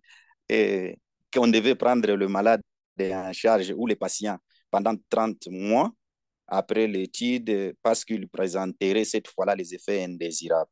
Ma question est de vouloir savoir, entre les effets indésirables de médicaments et les effets secondaires, lesquels de deux nécessite la prise en charge? Merci. Alors, merci beaucoup. Il y a une question qui m'est destinée et une autre au docteur Hippolyte, c'est ça, hein? Alors, je vais Je vais répondre à Oui. ma question avant de laisser le prof répondre. En fait, monsieur Hubert qui t'inquiète, non, je pense que vous n'avez pas bien entendu. Alors, je reprends. Je n'ai pas parlé de la morbidité du paludisme. Le chiffre que vous avancez, c'est pour le paludisme. Moi, j'ai dit ceci.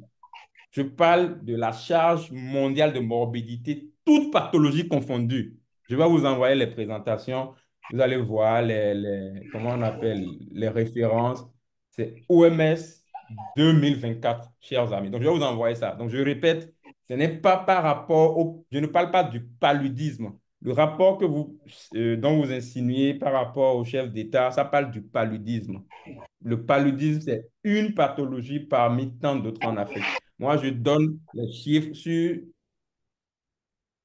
Donc, l'Afrique représente, à l'heure où nous parlons, 17% environ de la population mondiale, mais compte pour 25%, c'est-à-dire c'est pratiquement le quart de la charge mondiale de morbidité, toute pathologie. C'est bon? Donc, il y a une différence nette qu'il faut faire. Je vais vous envoyer la présentation et les références. Vous allez lire ça. Merci beaucoup. C'est gentil. Alors, je pense que la deuxième question, c'est pour professeur. C'est pour le professeur Hippolyte, la deuxième question.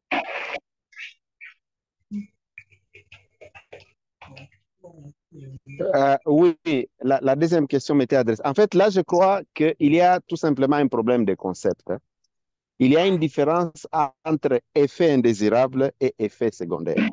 Effet secondaire, il existe des effets secondaires qui peuvent être bénéfiques.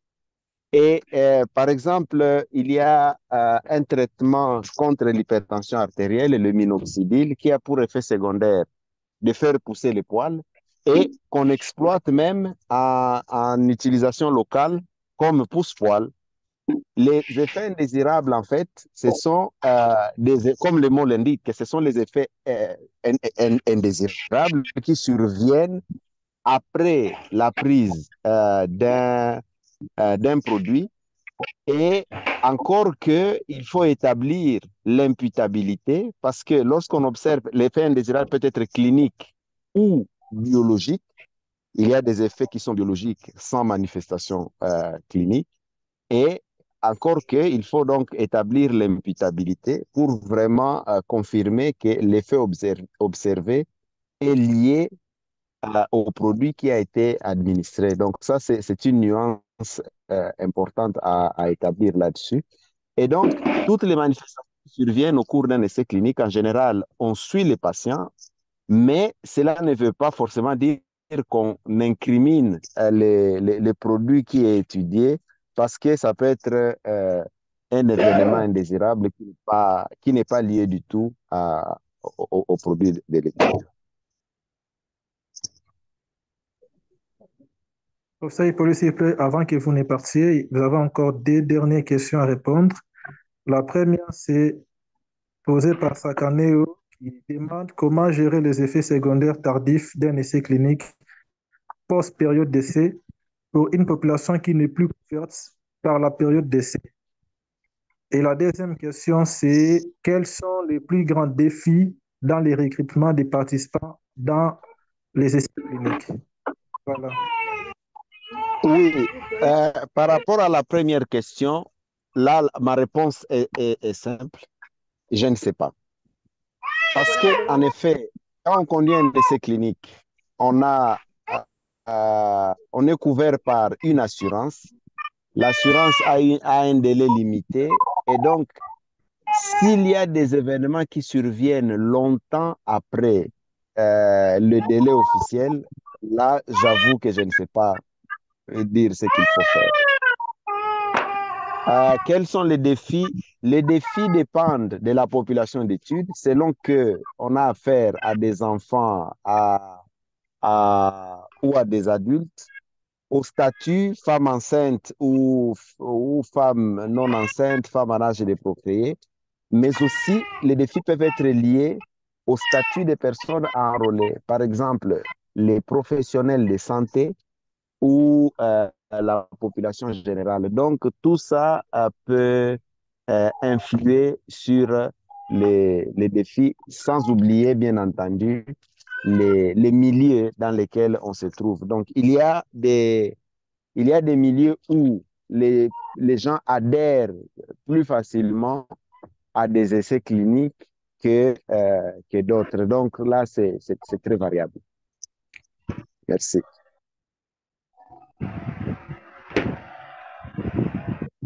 Docteur Louvandé, je peux compléter rapidement par rapport à un point que le professeur avait abordé rapidement. Allez, Euh, je voulais juste parler il a si bien dit par rapport aux effets secondaires, aux effets indésirables. Vous m'entendez? Donc, juste pour compléter, pour dire, en réalité, quand on parle d'effets secondaires, il faut savoir que lorsque nous parlons d'effets secondaires dans les essais cliniques, c'est que l'effet secondaire, c'est que c'est lié au traitement, c'est-à-dire c'est attribuable au médicament ou à l'intervention étudiée.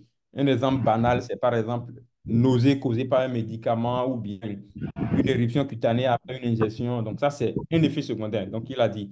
Par contre, l'effet indésirable, peut ne pas être lié au traitement aussi. Donc, il ne faut pas oublier ça. Ça peut être lié au traitement, comme ça peut ne pas être lié au traitement. Donc, c'est toute situation médicale qui est défavorable, qu'elle soit liée ou non au traitement. Donc, si par exemple, il y a une infection contractée pendant l'essai, il y a une aggravation d'une maladie existante, il y a une blessure accidentelle, donc c'est accidentelle, pardon. Donc, c'est cette nuance-là que je voulais compléter. Merci. tous les, tous les participants vivement. Et aussi à remercier les partenaires de ce soir, c'est Yannick Hippolyte Moindo et Horace Denovi. Je pense que nous ne serons pas en mesure de répondre à toutes les questions compte tenu du temps. Mais nous allons passer à la finalisation de ces vidéos. Les vidéos seront partagées dans les différents canaux de communication, pratiquement Telegram. Il y a aussi la chaîne des professeurs Bardi, YouTube, que la vidéo sera postée. Alors, comme on parle des défis, il y a aussi un défi très, très important lié en Afrique, c'est aussi la formation des personnels. Parlant des formations, ici, c'est une organisée par l'entreprise un certificat international en épidémiologie statistique médicale, qui est organisé par Docteur Louvande, on à a du mal l'Université à vous de entendre. Bruxelles, On a du mal à vous entendre.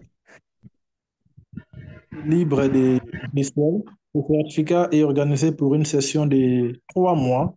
Où nous faisons pratiquement 24 séances de cours intensifs d'épidémiologie statistique et recherche clinique et qualitative. Alors, nous sommes à la fin de la deuxième cohorte. Nous voulons débuter la troisième cohorte qui va débuter le 15 juillet prochain. Donc, les liens seront partagés d'inscription pour ceux qui sont intéressés. Je crois que Dr. Horace pourra commenter un peu afin que nous puissions nous séparer. Encore une fois, merci aux présentateurs de ce soir et aux participants aussi. Merci beaucoup, docteur Louvandé.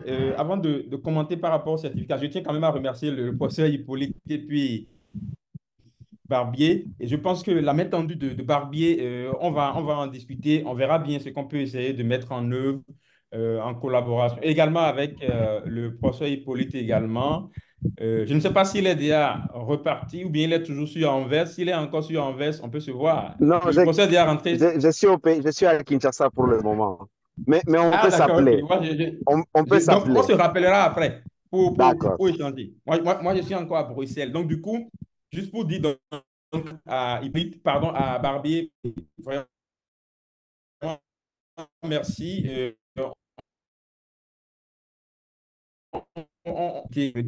Pour vraiment importer ce que le docteur Louvandé a dit. J'ai vu, il y a beaucoup de questions dans le chat où les gens ont demandé quel est le gap, quel est ce que la communauté propose pour le renforcement des capacités des acteurs de terrain. Oui, effectivement. Je pense que Barbie a présenté une gamme, une panoplie de formations qu'ils font au Maroc, un peu partout, les masters.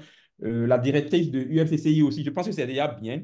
Mais nous, on a pensé quand même à une solution d'étape avant d'aller beaucoup plus loin parce qu'on sait que la plupart de ceux qui sont là, c'est des professionnels, ils sont tous occupés. Donc, beaucoup ne pourront pas s'asseoir pour faire peut-être 2 ans de master encore ou bien d'aller faire encore. Donc, on a décidé de compiler en 3 mois l'essentiel de tout ce que vous devez savoir, que ce soit l'épidémiologie, que ce soit les interventions en santé, que ce soit l'évaluation des interventions et qui plus est, un cours complet sur les essais cliniques, les essais d'intervention. Donc, je pense que le Vendée va envoyer le lien et vous pourrez vous inscrire, avoir tous les détails par rapport à cette formation intensive que nous organisons. Et on est déjà à la troisième cohorte, comme il a dit, qui sera lancée à mi-juillet. Mi-juillet. Donc, du coup, le lien sera envoyé, vous allez vous inscrire. C'est intense et ça permet à vous d'avoir vraiment le bagage nécessaire, ce qu'il faut pour quand même démarrer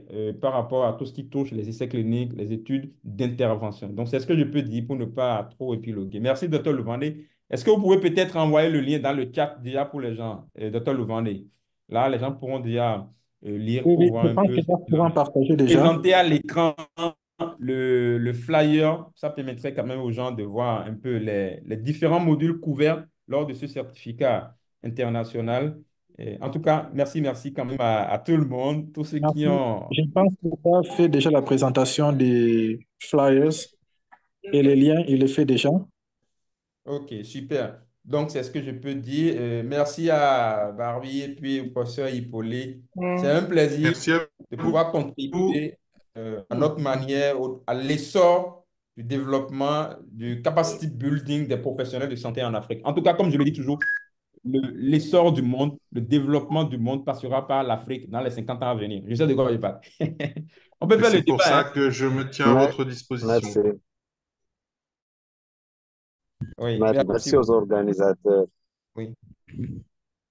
Louvandé, vous Alors, pouvez présenter, nous non? Et envoyer le allons lien également. Donc, les gens peuvent s'inscrire au certificat pour avoir les détails complets sur ce que nous offrons comme contenu, comme accompagnement par rapport à ce certificat qui vous permettra quand même d'être au pas et de voir un ça peu fait là, il partage déjà. les écueils, les difficultés qu'on rencontre dans la mise en œuvre des essais et surtout d'être inséré dans un groupe d'experts où vous pourriez échanger, discuter avec nous. On va vous accompagner également au quotidien. Pourquoi pas des collaborations fructueuses également sur d'autres projets, beaucoup plus d'impact euh, pour nos communautés. Merci. Docteur Levent, si vous n'envoyez pas, envoyez ça dans le chat pour ceux qui sont là. Et puis, ben, s'il y a des questions, on peut les prendre.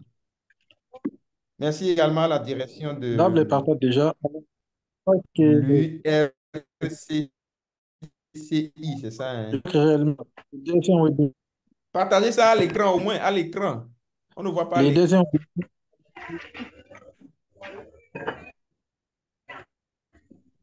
webinaires déjà. Partagez le. Les deuxièmes webinaires aura lieu c'est 25 juin. On va porter sur la surveillance épidémiologique, l'approche INSEL Santé. Vous êtes vraiment les bienvenus à ces deuxièmes webinaires-là. Merci beaucoup. Partagez à l'écran et Tu peux partagez le lien dans partager les liens le lien d'inscription et l'écran. Voilà, vous avez dans le chat. Donc, inscrivez-vous. Et puis, non, vous n'avez pas partagé dans le chat. Envoyez ça dans le chat pour les gens. C'est toujours un instant. partagé.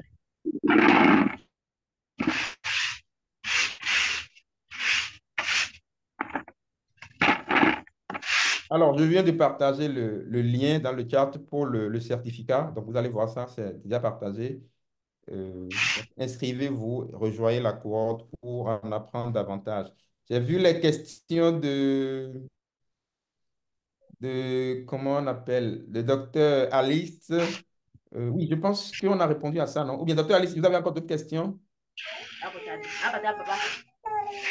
Non, ça va, ça va, ça va, ça va. Ok, d'accord. Si vous avez d'autres questions, n'hésitez pas à écrire, poser ça dans le groupe Telegram. On se fera le plaisir de vous répondre simplement. Donc, docteur Levandé, vous avez pu partager le flyer là? Non? On ne voit pas ça à l'écran.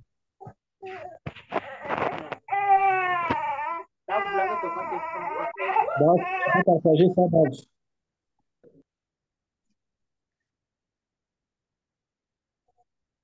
En tout cas, on espère que vous avez appris beaucoup par rapport à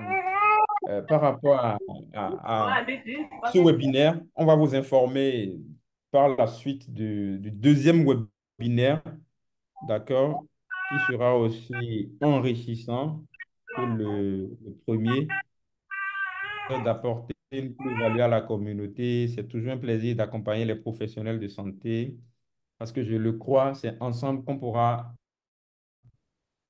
amorcer le développement du continent. Donc, du coup, on va ceux qui le désirent de quand même pouvoir monter en compétences et aussi de pouvoir atteindre leurs objectifs. Donc, c'est un peu ça. Donc, du coup, je pense, Dr. Louvandé, vous pouvez aussi envoyer la vidéo dans le groupe également pour que les gens puissent voir un peu ce qu'il en est dans le groupe. S'ils ont des questions, ils pourront poser les questions après. J'ai créé un groupe, C'est tout, c'est ce que j'ai à il y dire. a un groupe Telegram pour que les gens.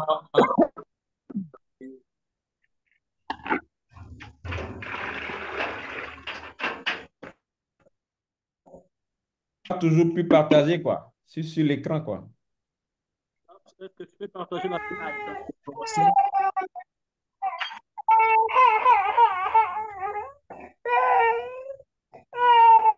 Papa, j'aime pas ça, hein.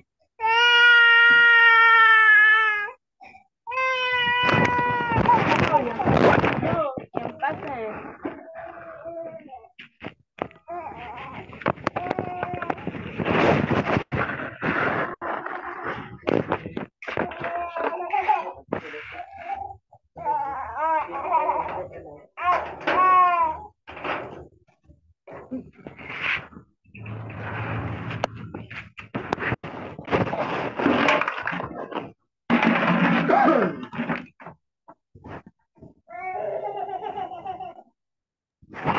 Donc, Dave, merci d'avoir partagé. Il faut partager le deuxième flyer aussi pour que les gens puissent voir le contenu, le curriculum. Tout est écrit dedans, d'accord, que ce soit les essais cliniques, les évaluations, les biostats, la modélisation. Donc, essayez de partager aussi le deuxième flyer. Dave, merci.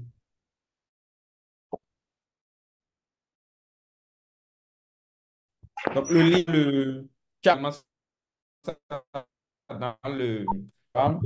Inscrivez-vous rapidement pour vraiment monter en compétence, pour en apprendre davantage sur tout ce dont nous avons parlé aujourd'hui. Vous aurez davantage l'occasion de nous poser plein de questions, d'échanger avec nous sur tout ce qui vous concerne sur le plan professionnel et personnel. Et on pourra vous accompagner également la mesure du possible pour vos objectifs. Merci.